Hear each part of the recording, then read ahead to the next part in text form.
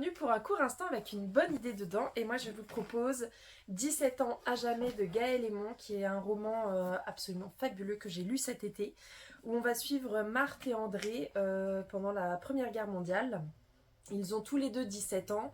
Elle est fille plutôt de bonne famille. Son père tenait une entreprise de dentelle qui a été réquisitionnée par les Allemands. Ils s'habitent au nord de la France. Lui est un orphelin qui a peur d'être réquisitionné par l'armée allemande. Et ils vont tomber amoureux l'un de l'autre, mais ils n'osent pas se l'avouer. Et puis il va décider de fuir et ils se séparent dans un vent de tempête et elle lui promet de rester toujours à ses côtés. Et à partir de ce moment, à partir de cette promesse, Marthe va se rendre compte qu'elle ne souffre plus de la faim, que chaque matin quand elle se réveille, elle a le teint plutôt frais, alors que c'est quand même la guerre dans le nord, que c'est la galère.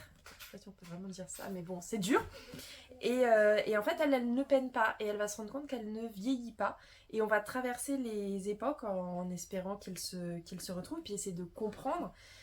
Moi, j'ai trouvé que c'était un très très beau roman. Voilà, on voyage à travers les époques, on voit la France évoluer, on voit aussi les mentalités qui évoluent, les bonnes comme les mauvaises.